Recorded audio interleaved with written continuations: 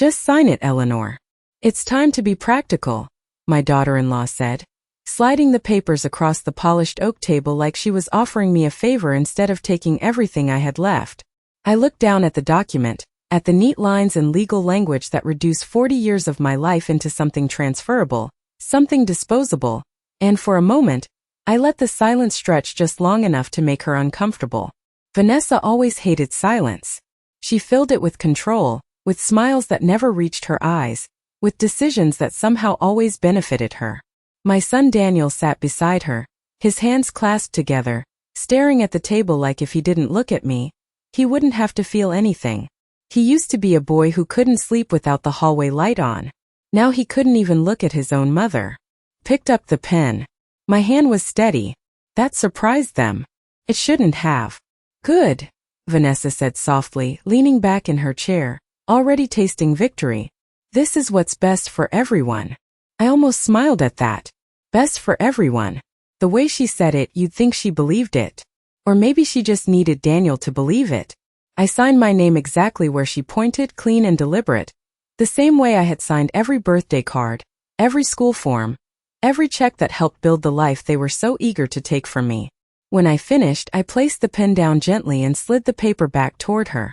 Vanessa didn't even try to hide the flash of satisfaction in her eyes as she pulled it closer, scanning my signature like it was the final piece of a long game.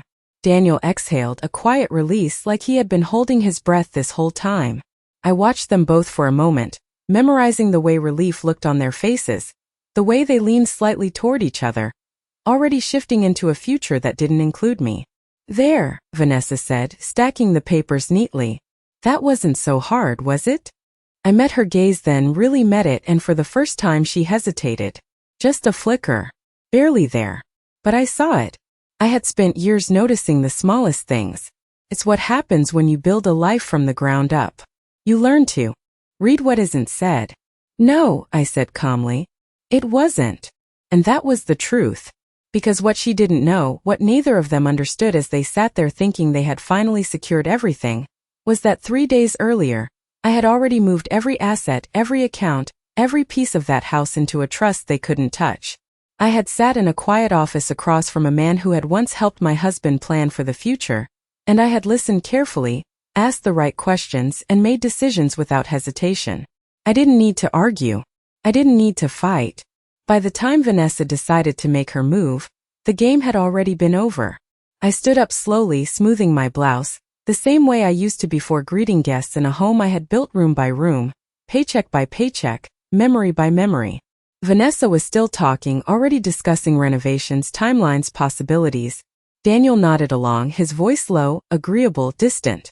Neither of them noticed the way I paused for just a second longer than necessary before turning away.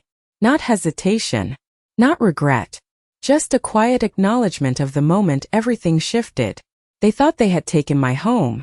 But the truth was I had already taken control of everything that mattered.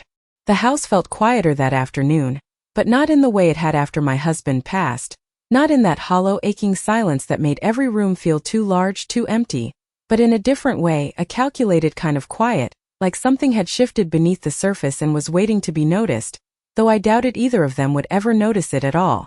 I moved slowly through the kitchen, rinsing a coffee cup that I had not finished, listening to the faint sound of Vanessa's voice drifting in from the living room as she spoke on the phone, her tone lighter now, almost cheerful, the kind of voice people use when they believe everything is finally going their way.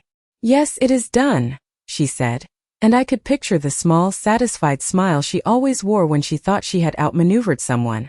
I dried my hands carefully and set the cup back in its place, aligning it with the others the way I always had, small habits that no one else seemed to notice but that had quietly held this home together for decades. Daniel laughed softly at something she said, and that sound lingered in the air longer than it should have.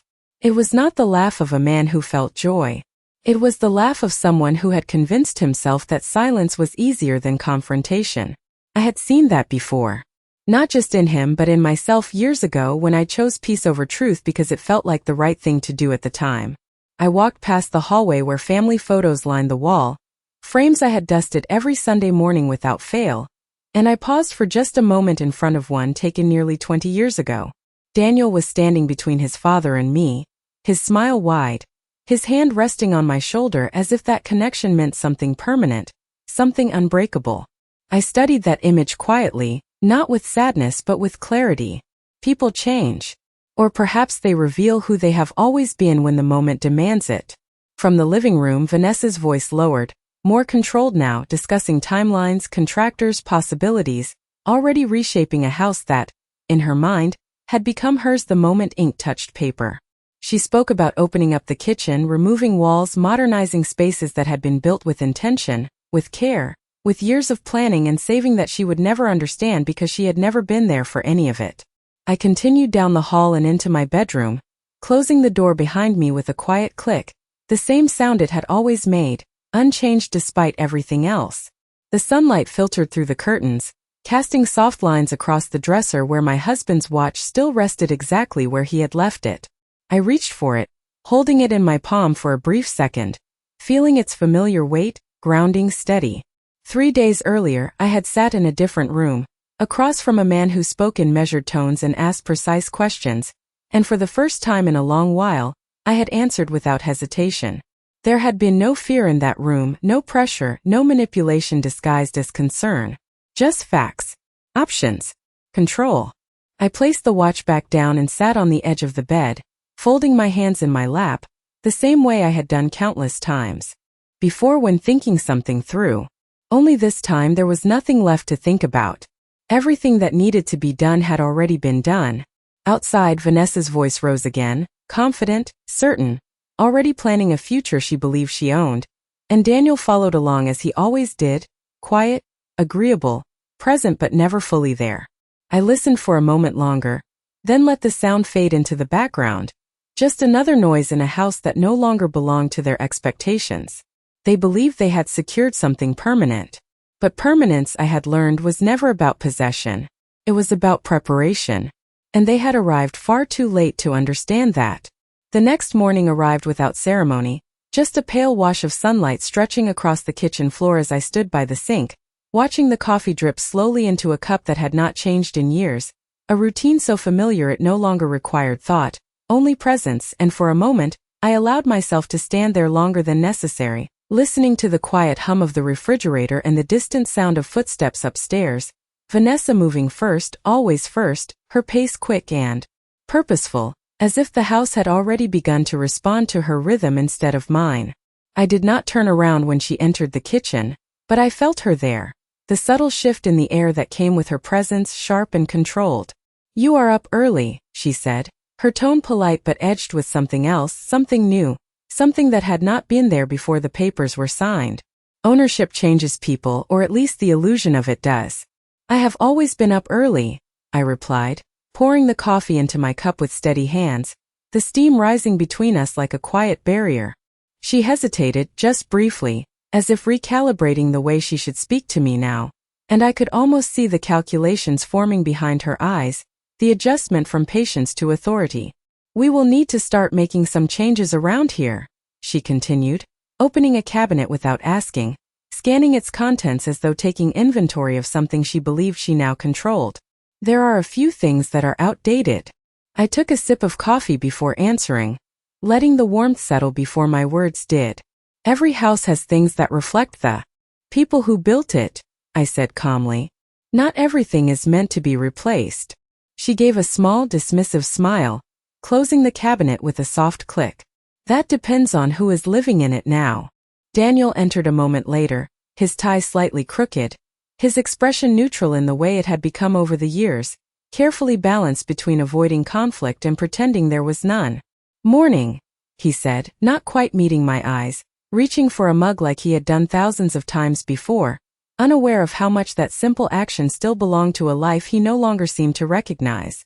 Vanessa turned to him immediately, her tone shifting again, lighter, almost encouraging.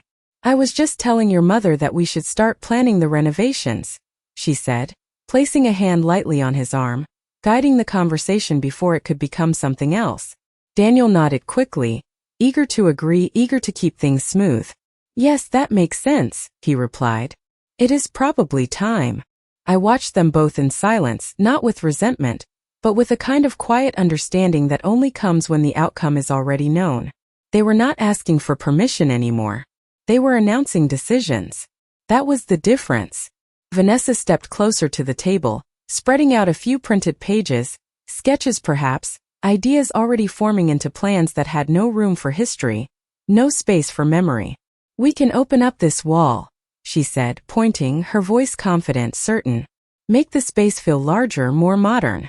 I set my cup down gently, the sound soft but deliberate, and for a brief second both of them paused, not because of what I had done, but because of what I had not said. Silence again. It always unsettled her more than any argument could. "You should do what you think is best," I said finally, my voice even, my expression unchanged. And I meant it. Because what they thought was best no longer had anything to do with me, or with what was actually possible. Vanessa studied my face, searching for resistance, for hesitation, for anything she could push against, but there was nothing there for her to use. No reaction. No protest. Just acceptance, or at least what looked like it. Daniel exhaled quietly, relieved, as if my lack of objection confirmed that everything was unfolding exactly as it should. Vanessa gathered the papers again, satisfied, already moving on to the next step, the next decision, the next assumption. I picked up my coffee and walked past them without another word, not out of defeat, but because there was nothing left in that conversation that required my presence. Behind me, their voices resumed, blending together in quiet agreement, building plans on a foundation they believed was theirs. I did not turn back. Some things do not need to be corrected immediately. Some truths reveal themselves best when people have already committed to their illusions. I spent the rest of that day moving through the house the same way I always had, but with a different kind of awareness, noticing details that used to feel ordinary and now felt like quiet evidence of everything that had led to this moment. The slight creak in the third step of the staircase, the way the afternoon light settled across the living room floor at exactly 3 o'clock, the faint mark on the wall near the hallway where Daniel had once ridden his bicycle indoors when he was 10 and swore he would never do it again. Small things that held more truth than any document ever could. Vanessa's voice echoed in different rooms throughout the afternoon, her footsteps quicker now, more certain, as she opened doors without hesitation, examined spaces with a critical eye, and spoke openly about changes as if the past no longer had any claim here.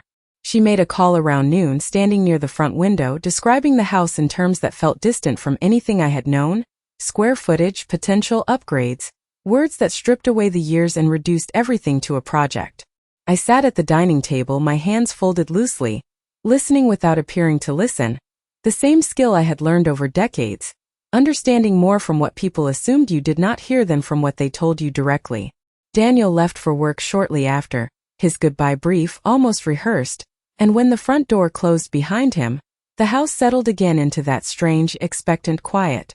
Vanessa remained, of course, moving from room to room, opening drawers, checking closets, making notes on her phone, her reflection passing by mirrors that had once reflected a different kind of life.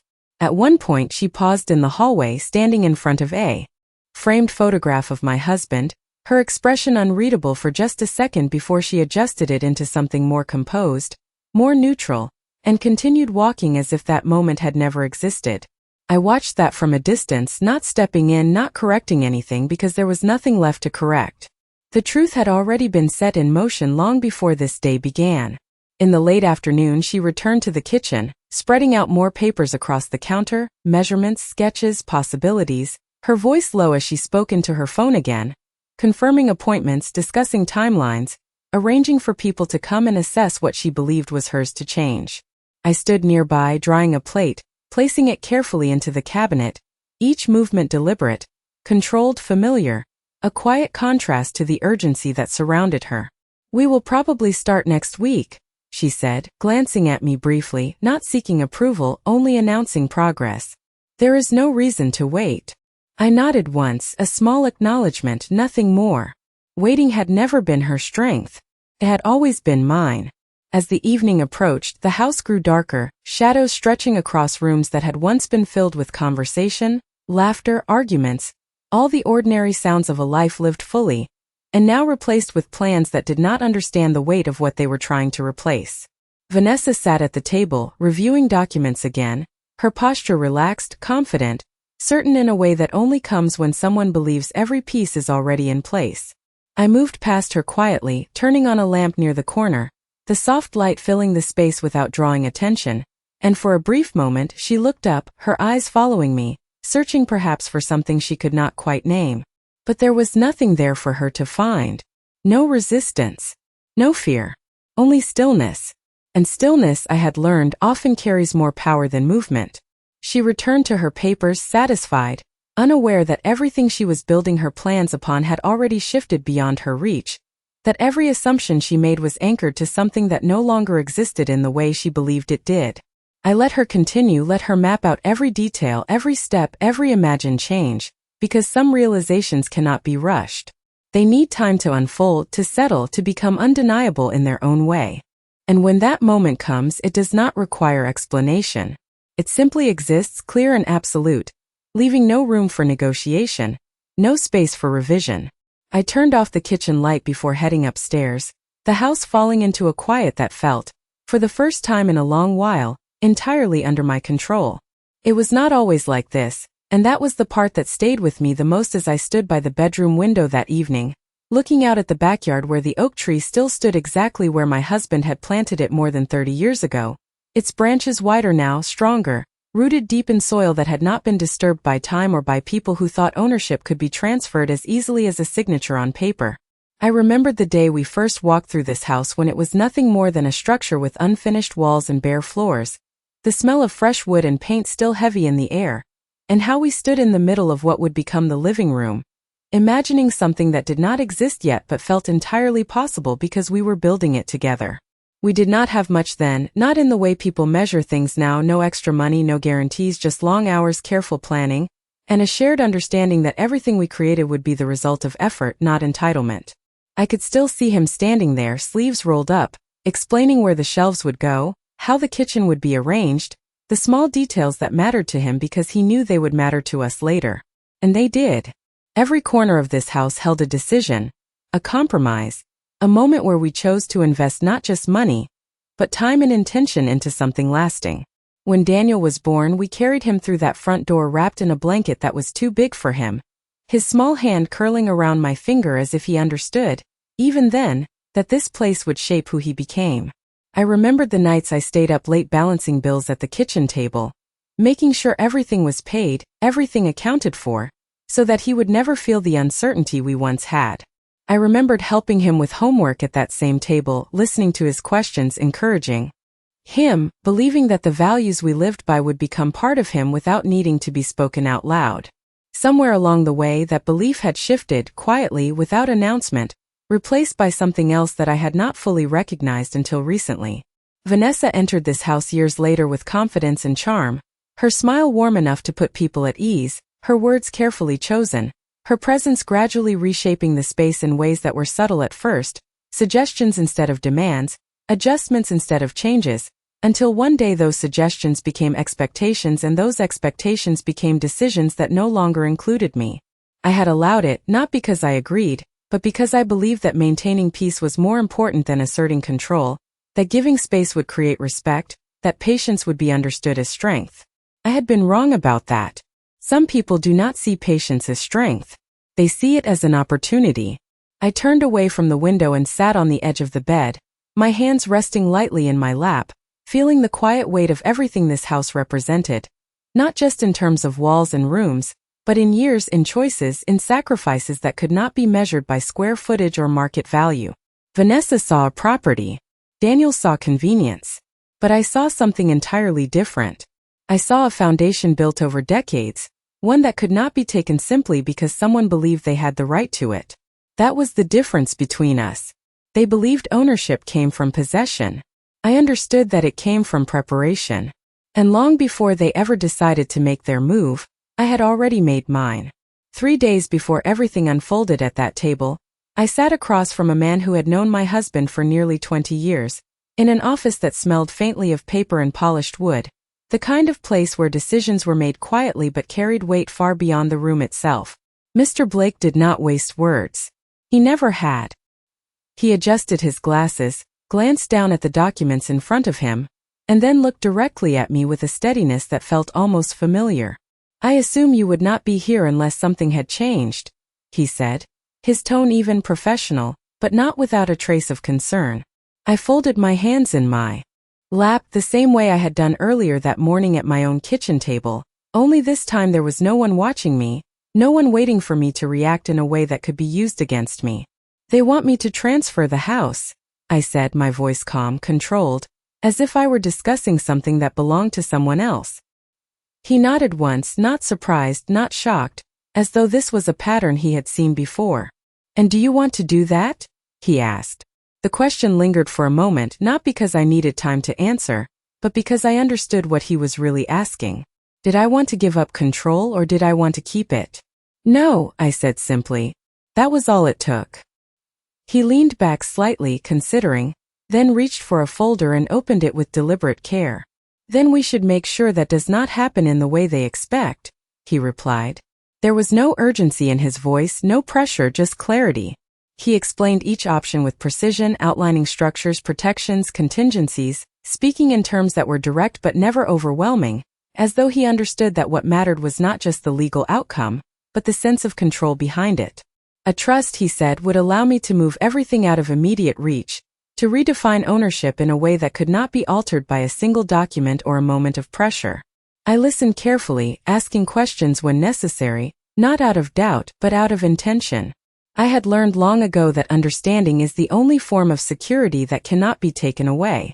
If you proceed, he continued, sliding a set of papers toward me, it will be done quietly. They will not know unless you choose to tell them. I looked down at the pages, at the clean lines and measured language, so similar to what Vanessa would later place in front of me, yet entirely different in purpose. These documents were not about taking something from me. They were about preserving what was already mine. That is exactly what I want, I said. He gave a small nod, as if confirming something he had already expected. The rest was straightforward. Signatures, confirmations, details that required attention but not emotion. My hand did not shake then either. Moved steadily across each page, deliberate, precise, the same way it would days later under very different circumstances. When it was done, Mr. Blake closed the folder and placed it aside with quiet finality. Everything is now secured under the trust, he said. No one can alter that without your authorization. I let those words settle, not with relief, but with a quiet acknowledgement that the foundation had been reinforced in a way no one else could see. Thank you, I replied, standing slowly, smoothing the front of my blouse out of habit rather than necessity. He walked me to the door, pausing just long enough to add, sometimes the strongest position is the one no one knows you are in. I met his gaze briefly and allowed myself the smallest hint of a smile. Yes, I said. I am beginning to understand that. When I stepped outside, the air felt no different, the street unchanged, the world continuing as it always had, unaware of the shift that had just taken place. But I knew, and that was enough. By the time I returned home that day, nothing had visibly changed, not the furniture, not the walls, not the people inside it, but everything that mattered already had. When I returned home that afternoon, 3 days before the papers were placed in front of me, nothing in the house had changed on the surface, but I moved through it differently, not as someone reacting to what might happen, but as someone who had already decided what would happen next. Vanessa was in the kitchen when I walked in, standing near the counter with her phone in hand, her voice low as she spoke, stopping abruptly when she noticed me, her expression shifting into something pleasant, something practiced. You were out longer than usual, she said, setting the phone down casually, as though the conversation had been insignificant. I placed my purse on the chair by the door, removing my coat with the same steady movements I had repeated for years. I had a few things to take care of, I replied, my tone neutral, offering nothing more than what was necessary. She studied me for a moment, her eyes searching for details, for changes, for anything that might explain what she could not quite place. But there was nothing visible. That was the point. Well, she said after a brief pause, turning back toward the counter, Daniel and I have been talking. There are some things we should probably go over soon. Legal things. I nodded once, as if this was new information, as if I had not already anticipated every step she was preparing to take. Of course, I said. Whenever you are ready. She smiled then, satisfied, believing she had just taken the lead in a conversation she thought she controlled. That evening, Daniel returned home later than usual, his tie loosened, his shoulders slightly tense in a way he tried to hide. We sat at the table together for dinner, the same 3 places set as they had been for years, the same routine, the same quiet rhythm, only now there was something else beneath it, something unspoken but present. Vanessa guided the conversation carefully, introducing small mentions of paperwork, of planning ahead, of making sure everything was organized for the future. Her words wrapped in concern and practicality, in the kind of reasoning that sounds reasonable until you listen closely enough to hear what is actually being said. Daniel agreed with her at every turn, his voice soft, compliant, avoiding any direction that might lead to disagreement. I listened, occasionally responding, never interrupting, allowing them to build their narrative fully, to commit to it without resistance. After dinner, Vanessa cleared the table quickly, her movements efficient, purposeful, while Daniel retreated to the living room, turning on the television more out of habit than interest. I remained in my chair for a moment longer, my hands resting lightly on the table, feeling the smooth surface beneath my fingertips, remembering all the years that table had held conversations far more honest than the one we had just shared. Later that night, as I passed by the hallway, I noticed the small safe in the study had been moved slightly, just enough that someone unfamiliar with the room might not see it, but enough that I did. The code had been changed as well. I did not need to try it to know that. That was when everything became clear, not in a dramatic way, not with anger or shock, but with a quiet certainty that settled into place without resistance. They were not planning for the future. They were preparing to take control of it. I continued upstairs without comment, without hesitation, because there was nothing left to question. I had already secured what mattered. By the time they believed they were ready to act, I had already finished preparing. And as I turned off the light in my bedroom that night, the house fell into darkness the same way it always had, calm, still, unchanged on the outside. But beneath that stillness, everything had already shifted in ways they would not understand until it was far too late to do anything about it. By the time the papers were signed, the rhythm of the house had already begun to shift in ways that were impossible to ignore, even for someone like Daniel who had spent years pretending not to notice anything that required him to choose a side. That evening, Vanessa moved through the living room with a new kind of ease, her posture relaxed, her voice lighter as she spoke about things that had not yet happened but, in her mind, were already certain. She sat at the coffee table with a notebook open, sketching out ideas, listing changes, her pen moving quickly across the page, as though she was finally able to think freely without needing to hold anything back. "We should start with the kitchen," she said, not looking at me, speaking instead to the space as if it already belonged to her. "It is too closed off. We can take down that wall, bring in more light, make it feel bigger." Daniel nodded from the armchair, his attention divided between her voice and the television, agreeing without really engaging, the way he always had when things became too complicated to confront directly. "That sounds good," he said, his tone neutral, almost distant, as if the decisions being made did not require his full presence. I sat quietly near the window, a book open in my lap that I had not turned a page in for the last 10 minutes, listening without appearing to listen, observing the way Vanessa's confidence had grown in such a short time, how quickly assumption had turned into authority. "We will need to clear out some of the older furniture too," she continued, finally glancing in my direction, her smile polite but firm. "It does not really match the direction we are going." I met her gaze briefly, then looked back down at the book, my voice calm, steady. "You should arrange things in a way that makes sense to you." That was all I said. Nothing more. No resistance. No attachment. Just permission, or at least what sounded like it. She studied me for a moment, perhaps expecting hesitation, perhaps waiting for something she could challenge, but there was nothing there for her to push against. That was the part she did not understand. Control often depends on resistance. Without it, there is nothing to overcome, nothing to prove, nothing to validate the effort. Daniel shifted slightly in his seat, glancing between us, his expression uncertain for a brief second before settling back into that familiar neutrality. "It will be good for the house," he added, as if reinforcing a decision that had already been made. Vanessa smiled at that, satisfied, returning to her notes, her pen moving again with renewed certainty. The conversation moved on from there, drifting into details about schedules, budgets, contractors, timelines, all spoken with the confidence of someone who believes every piece is already in place. I closed the book gently and set it aside, the soft sound barely noticeable, and stood up without drawing attention, moving toward the hallway as their voices continued behind me, blending into a steady stream of plans built on assumptions that had not yet been tested. As I walked past the study, I paused for just a moment, not to look inside, not to check anything, but simply to acknowledge what I already knew. The safe had been moved. The code had been changed.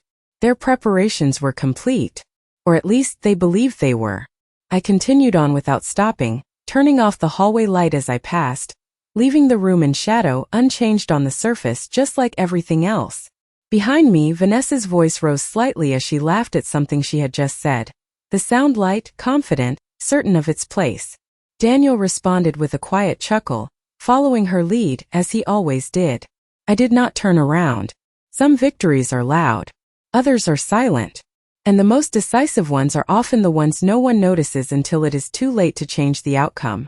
The next morning did not arrive with urgency, but with a quiet inevitability, the kind that settles into a space before anyone realizes something has already begun to change. Vanessa was already awake when I entered the kitchen, her laptop open on the table, a stack of documents beside her, her expression focused in a way that suggested she was not planning, but confirming. Daniel stood near the counter, his coffee untouched, his posture tense, as if something had shifted just slightly outside the boundaries of what he expected. "There is something you should probably see," Vanessa said, her voice controlled but lacking the easy confidence she had carried the night before.